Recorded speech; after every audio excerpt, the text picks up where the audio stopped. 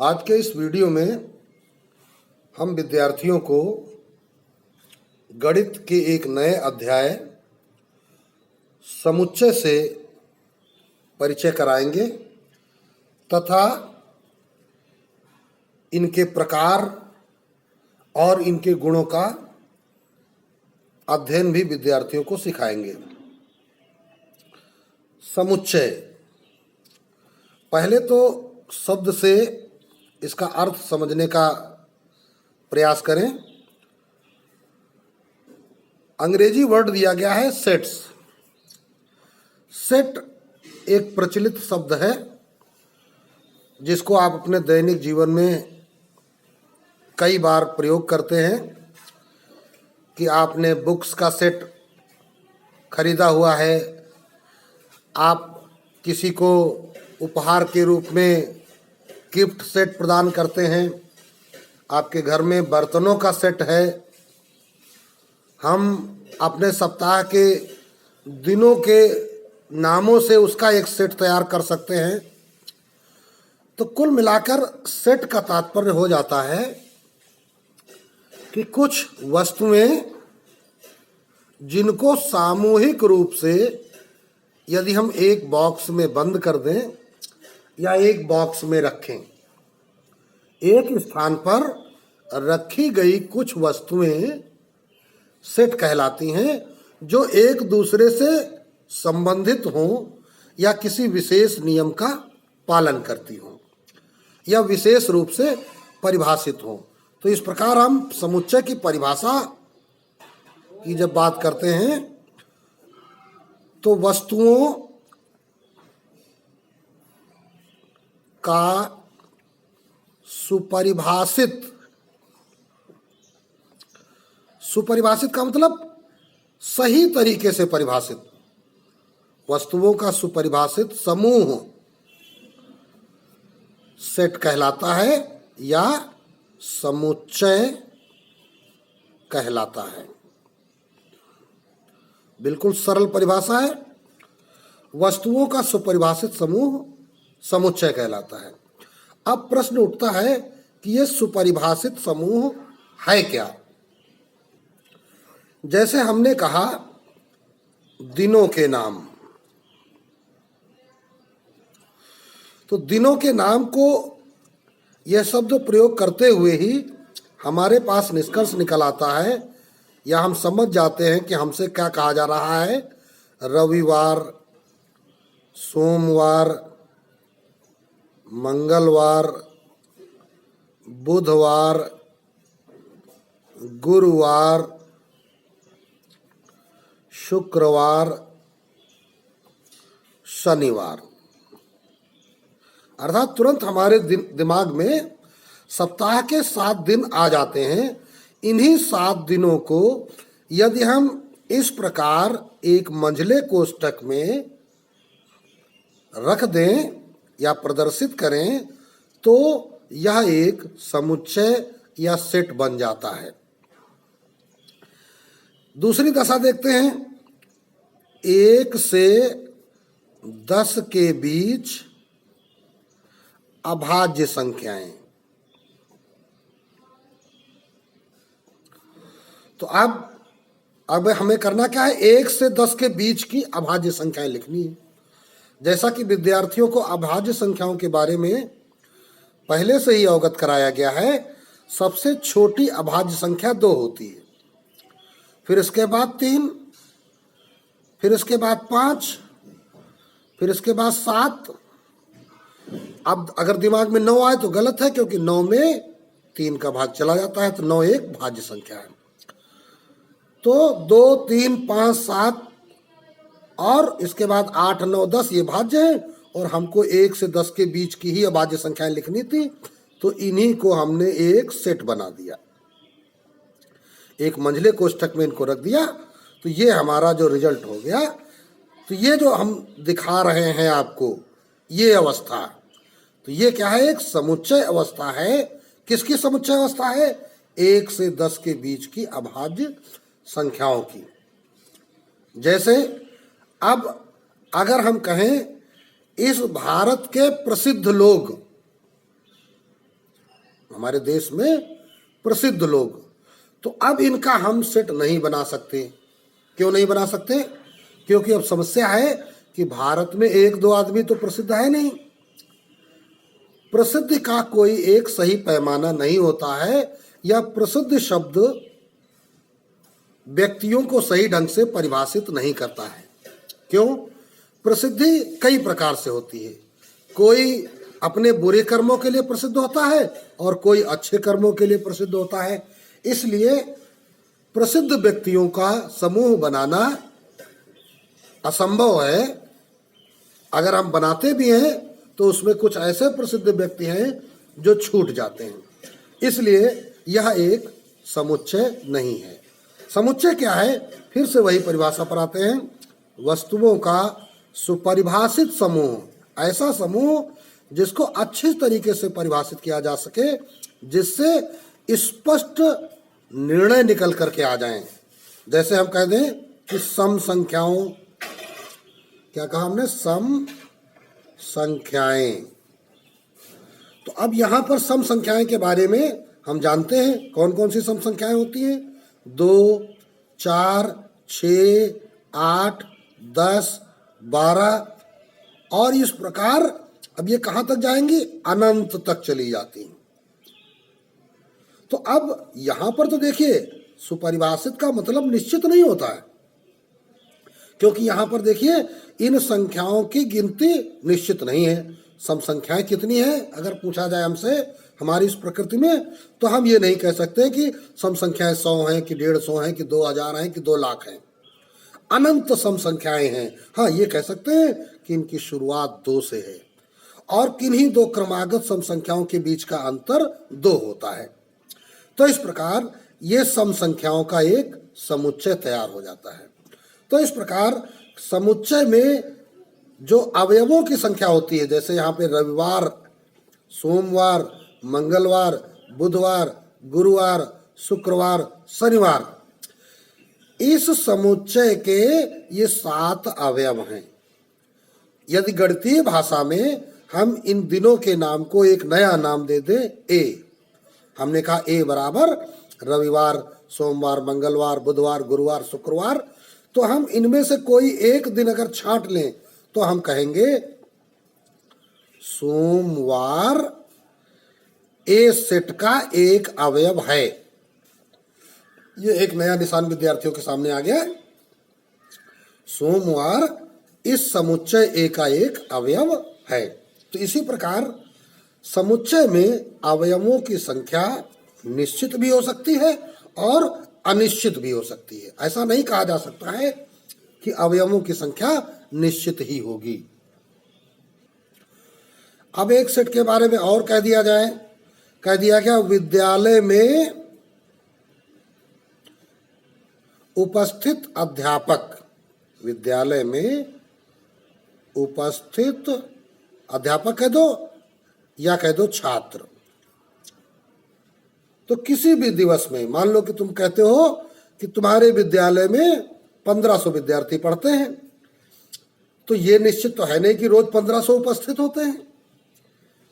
हो सकता है किसी दिन 956 उपस्थित हो सकता है किसी दिन 1122 उपस्थित हो। तो इस प्रकार विद्यालय में उपस्थित छात्र को हम समुच्चय कहेंगे कि नहीं कहेंगे?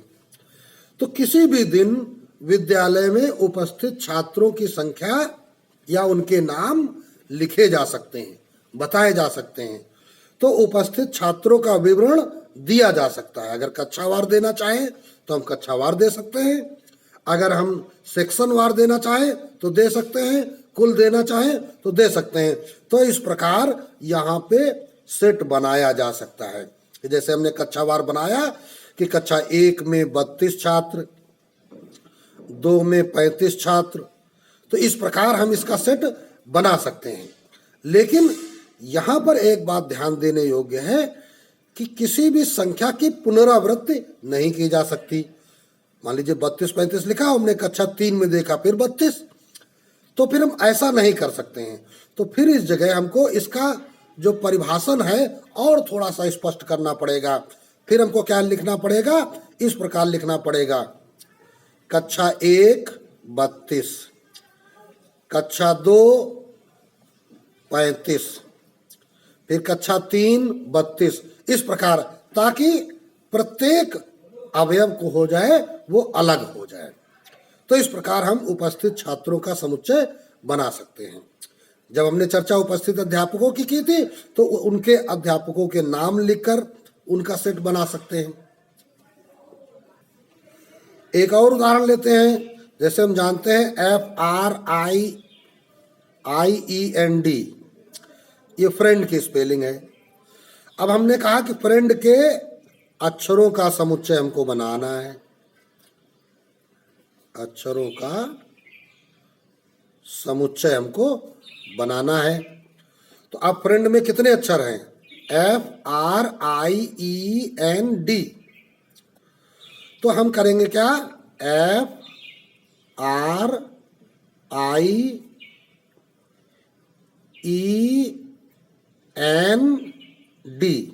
इस प्रकार सभी अक्षरों को हमने अलग अलग लिखते हुए उसका एक सेट बना दिया।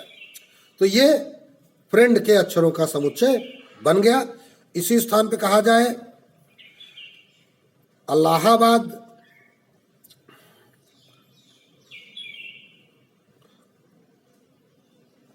के अक्षरों का समुच्चय बनाइए। तो अब देखिए, फ्रेंड के जो सभी अक्षर थे वे एक दूसरे से भिन्न थे, लेकिन इलाहाबाद में कुछ अक्षर एक जैसे हैं। जैसे ए 4 बार है। जब हम समुच्चय बनाते हैं तो उसके किसी भी अवयव की पुनरावृत्ति नहीं कर सकते, अर्थात ए अक्षर का प्रयोग हम एक ही बार करेंगे, भले ही उस शब्द में वो चाहे जितनी बार आया हो। इसी प्रकार दूसरा अक्षर एल है, तीसरा अक्षर एच है, चौथा अक्षर बी है, अगला अक्षर डी है। तो ALHBD ये क्या हो जाता है? इलाहाबाद के अक्षरों का समुच्चय हो जाता है। तो इस प्रकार हमने देखा कि जब हम किसी समुच्चय का निर्माण करते हैं तो किसी भी अवयव की पुनरावृत्ति नहीं होनी चाहिए। जैसे यहाँ ये पुनरावृत्ति हुई थी, तो अगर इस प्रकार लिखेंगे तो ये गलत हो जाएगा। उसका एक अलग तरीका हमने कह दिया था, फिर उसमें लिख दिया जाए कि कक्षा 3 32। तो ये क्या हो गए? ये प्रत्येक अवयव अब अलग अलग हो गए। तो अवयव को जो होने चाहिए वो अलग अलग होना चाहिए। परिभाषित का मतलब हो गया कि अब हमने जो ये सेट बनाया है इसमें कोई भी ऐसा अक्षर नहीं छूटा है जो इस इलाहाबाद में न हो, अर्थात इसका प्रत्येक अक्षर इस इलाहाबाद की स्पेलिंग में प्रयोग किया गया है। तो अब विद्यार्थियों को अवश्य समझ में आ गया होगा कि हम समुच्चय किसे कहते हैं या समुच्चय क्या होता है। अर्थात ऐसा सेट जिसको हम परिभाषित तरीके से, व्यवस्थित तरीके से इस प्रकार लिख सकें तो वह समुच्चय कहलाता है। अब अभी हमने एक चिन्ह आपको दिखाया था। यह चिन्ह, इसे हम कहते हैं बिलोंग्स टू, और हिंदी में इसे कहते हैं अवयव। ये अवयव का चिन्ह है। अंग्रेजी में हम इसे बिलोंग्स टू कहते हैं। अब इसका प्रयोग सीखते हैं। जैसे ALHBD इलाहाबाद के अक्षरों का समुच्चय है, तो इस अक्षरों के समुच्चय को हमने एक नया नाम दे दिया M। इलाहाबाद के अक्षरों के समुच्चय का नाम दे दिया M। M क्या है? इस पूरे सेट का नाम है। तो हम यहां कह सकते हैं L belongs to M, या कह सकते हैं H belongs to M, अर्थात H इस M सेट का एक अवयव है ना। और हम ये भी कह सकते हैं P does not belong to M। अब यहां पर P कोई ऐसा अक्षर नहीं है जो इस M का अवयव हो, तो P M का अवयव नहीं है, तो इसको डज नॉट बिलोंग टू कह देते हैं। अगर ये हमारे पास इस प्रकार चिन्ह आ जाता है तो हम इसे कहते हैं डज नॉट बिलोंग टू। ध्यान दे, ये बिलोंग्स है, ये बिलोंग है। यहां इंग्लिश ग्रामर का ध्यान दिया जाएगा। अब समझेंगे कि समुच्चय का निरूपण कितने प्रकार से किया जा सकता है। तो जैसा कि आप सामने देख रहे हैं कि समुच्चय का निरूपण दो प्रकार से किया जा सकता है। एक फर्स्ट टाइप, जिसको हम कई नामों से पुकारते हैं, रोस्टर, सारणी या सूची विधि। और समुच्चय निरूपण का जो दूसरा तरीका है वो है समुच्चय निर्माण या गुण विधि। तो जरा अब हम समझते हैं कि कोई एक सेट ए है, कोई एक सेट है, उसका नाम हमने क्या रखा, ए। और ये सेट ए काहे का है, तो हमने कहा ये पूर्णांकों का एक सेट है। सेट ए को क्या कहा, ये पूर्णांकों का एक सेट ए है। तो अब देखिए, जो रोस्टर या सारणी या सूची जो इसकी बनाई जाएगी तो उसमें हमको पूर्णांक लिखने होंगे। पूर्णांकों के बारे में तुम्हें पढ़ाया गया है कि बीच में 0 होता है, फिर 1, 2, 3, इस प्रकार पूर्णांक कहाँ तक जाते हैं, अनंत तक। लेकिन इसके पहले भी पूर्णांक होते हैं, -1, -2, -3, इस प्रकार ये कहाँ से आते हैं, इधर -∞ से। तो ये जो ए सेट है, जो हम ए सेट यहाँ पे लिख रहे हैं, तो इस को हमने इस प्रकार लिख दिया। तो ये हमारा फर्स्ट टाइप हो गया, पूर्णांकों का समुच्चय -∞ से स्टार्ट होकर 0 से होता हुआ इन्फिनिटी तक चला गया, जिसको इस मंझले ब्रैकेट में हमने लिखा। तो ये हो गया रोस्टर विधि या सारणी विधि या सूची विधि। अब इसी सेट ए को हमको लिखना है समुच्चय निर्माण या गुण विधि। तो यहां पर प्रत्येक अवयव क्या है, पूर्णांक है। यहां पर प्रत्येक अवयव क्या है, पूर्णांक है। तो हम यही गुण यहां पे इस प्रकार लिखते हैं, x इज सच दैट। विद्यार्थी पढ़ने की भाषा को ध्यान दें, x इज सच दैट। जब हम हिंदी बोले में तो x इस प्रकार है कि x belong to A. x is such that x belong to A, अर्थात x इस प्रकार है कि x ए समुच्चय का एक अवयव है। अब ये x है कौन, ये x इनमें से कोई एक अवयव है। कभी हम x को 0 कह दें तो हम क्या कहेंगे, इस सेट में 0 इस प्रकार है कि 0 ए का अवयव है। अगर हमने x को कहा -2 तो हम क्या कहेंगे, इस सेट में -2 इस प्रकार है कि -2 ए का अवयव है।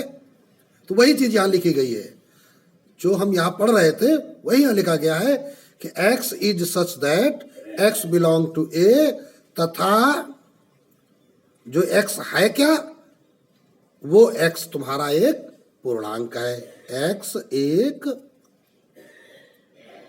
पूर्णांक है। ठीक, इस प्रकार हम इसको लिख सकते हैं। अब यहां पे एक बात जैसे हमने भी बताई तुमको कि x बिलोंग टू ए, तो x तो बिलोंग ए के लिए है ही है। तो यहां पर इसको भी आप ऐसे सादे लिख सकते हैं, ऐसे x इस प्रकार है कि x एक पूर्णांक है। अब हम मैथमेटिक्स एक शब्द लिखा के अक्षरों का समुच्चय हमें बनाना है। तो मैथमेटिक्स के अक्षरों का समुच्चय, इसका नाम अगर हम दे दें, इसका नाम हमने दिया b, लिख दिया यहां b है। मैथमेटिक्स के अक्षरों का समुच्चय b है। तो अब देखिए हम क्या करेंगे, इसके अक्षर लिखेंगे। पहला अक्षर m, फिर a रिपीट हो चुका है, m भी आगे रिपीट हुआ है, फिर t, फिर h, फिर e, m लिखेंगे नहीं, रिपीट हो चुका है, a भी नहीं लिखेंगे, टी भी नहीं लिखेंगे, आई, फिर सी, फिर एस। तो इस प्रकार ये हमारा रोस्टर बन गया, या एक सारणी बन गई, या सूची बन गई। अब इधर आते हैं, या दूसरा गुण क्या है, लिखेंगे x is such that x mathematics का एक अक्षर है। ये हमने इसका गुण लिख दिया। x इस प्रकार है कि x मैथमेटिक्स का एक अक्षर है। तो इस प्रकार किसी भी समुच्चय का निरूपण हम दो विधियों से कर सकते हैं। एक विधि है रोस्टर या सूची विधि, और दूसरी है समुच्चय निर्माण या गुण विधि। यहाँ पर उसका गुण लिखा जाता है, जो गुण यहाँ पर प्रयोग किया गया है अवयवों में। अब जानेंगे समुच्चयों के प्रकार। यहाँ समुच्चयों के प्रमुख प्रकार दिए गए हैं, एक एक कर समझते हैं। सबसे पहला है परिमित समुच्चय। तो परिमित शब्द अर्थात निश्चित, इसे हम कह सकते हैं। ऐसा समुच्चय जिनके अवयवों की संख्या निश्चित हो। जैसे हम अंग्रेजी वर्णमाला के स्वर लिखें तो हम क्या कह देते हैं, ए, ई, आई, ओ, यू। तो आप देखिए, हम जानते हैं कि अंग्रेजी वर्णमाला में कुल मिलाकर निश्चित स्वर हैं। तो अंग्रेजी वर्णमाला के स्वरों का समुच्चय हो गया। अगर इसी प्रकार हम व्यंजनों का समुच्चय लिखना चाहें या वर्णमाला के अक्षरों का समुच्चय लिखना चाहें तो ये क्या है, निश्चित है। जैसे हमने कहा कि तुम्हारी बैग में पुस्तकों का समुच्चय, तो तुम्हारी बैग में पुस्तकों की संख्या क्या है, निश्चित है, उनको गिना जा सकता है। इसी प्रकार अपरिमित समुच्चय क्या है, अर्थात जब किसी समुच्चय के अवयवों की संख्या अनिश्चित हो। जैसे पूर्णांकों का समुच्चय, जिसे हम आई से प्रकट करते हैं। तो पूर्णांकों के बारे में अभी हमने क्या सीखा था कि माइनस इन्फिनिटी से चालू हुआ, -3, -2, -1, 0, 1, 2, 3, 4 एंड कहाँ तक, इन्फिनिटी तक। शुरुआत कहाँ से हुई पता नहीं, अंत कहाँ हो रहा है पता नहीं। तो ये कैसा समुच्चय बनेगा, अपरिमित। तो चाहे पूर्णांकों का समुच्चय हो, चाहे धन पूर्णांकों का, चाहे ऋण पूर्णांकों का, चाहे परिमेय संख्याओं का, चाहे वास्तविक संख्याओं का, चाहे अभाज्य संख्याओं का, चाहे भाज्य संख्याओं का, इस प्रकार संख्याओं में ऐसे समुच्चय अपरिमित समुच्चय कहलाते हैं। अब अगला नंबर आता है रिक्त समुच्चय। रिक्त समुच्चय क्या होगा, जब कोई ऐसा सेट बनाया जाए कि उसमें कोई अवयव ही ना हो। ऐसा कोई बनाया जाए जिसमें कोई अवयव ही ना हो। जैसे हमने कहा तुमसे कि 25 दिनों वाले महीनों का समुच्चय। वर्ष के महीने होते हैं, वर्ष के ऐसे महीनों का समुच्चय जिसमें 25 दिन होते हैं, एक सेट हमने बनाने के लिए कहा।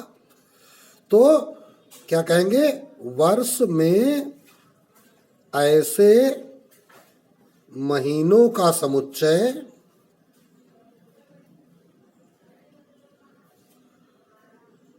जिनमें 25 दिन हो। तो ऐसा कोई महीना तो होता ही नहीं है कि जिसमें 25 दिन हो। तो फिर हमारा जो सेट बनेगा, तो सेट तो बनाएंगे लेकिन सेट के अंदर हम किसी अवयव को रख नहीं सकते। तो ये जो चिन्ह बन के आया, ये बन के आया रिक्त समुच्चय, या इसको हम फाई से भी प्रकट करते हैं। तो चाहे हम फाई लिख दें, चाहे इस प्रकार लिख दें, ये हो जाएगा रिक्त समुच्चय। अब आता है एकल समुच्चय। एकल समुच्चय क्या है, वर्ष के ऐसे महीनों का समुच्चय जिसमें दिनों की संख्या 28 या 29 हो। तो अब ऐसा एक महीना निकल आता है फरवरी, वर्ष के ऐसे दिनों का समुच्चय महीनों का समुच्चय जिसमें 28 या 29 दिन हो, तब वहां पर हमारा निकल आता है। हम लिख लेंगे वर्ष के ऐसे महीनों का समुच्चय जिसमें 28 या 29 दिन हो, तो हम इसे क्या कह देंगे? फरवरी। तो ऐसा तो केवल एक ही महीना है, तो इस सेट के जो परिणाम है उसमें केवल एक ही अवयव प्राप्त होता है, अतः हम क्या कहते हैं? यह एक एकल समुच्चय है। यहां एक बात विद्यार्थियों को विशेष ध्यान देनी है, वो क्या कि जैसे ये जो लिखा हुआ है रिक्त समुच्चय है, ये क्या है? रिक्त है। किंतु अब यहाँ एग्जाम्पल के लिए हम यहाँ थोड़ा सा रफ कार्य के लिए जगह निकालते हैं। अगर किसी सेट में 0 लिखा है, सेट बना हुआ इसमें 0 लिखा है, तो यह एकल है, रिक्त नहीं है। ये आपको ध्यान रखना है। सेट के अंदर 0 लिखा, इसका मतलब यह नहीं कि रिक्त है। 0 इस सेट का एक अवयव है, या जो सेट हमने बनाया है उसका एक रिजल्ट है। तो इसलिए एकल में क्या होगा? एक अवयव होगा। रिक्त में क्या होगा? कोई अवयव नहीं होगा। अब आ जाओ समान समुच्चय। मान लो ए बराबर लिखा है 1 2 3 और बी बराबर लिखा है 2 3 1। ए सेट में क्या है? 3 अवयव है, और बी सेट में क्या है? 3 अवयव है, और अवयव भी क्या है? समान है। तो क्या कहेंगे कि दोनों सेट समान है। ठीक।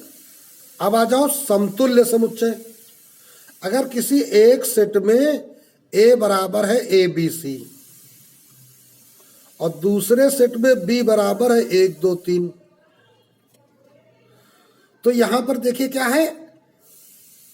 ए में अवयवों की संख्या 3 और बी में भी अवयवों की संख्या 3।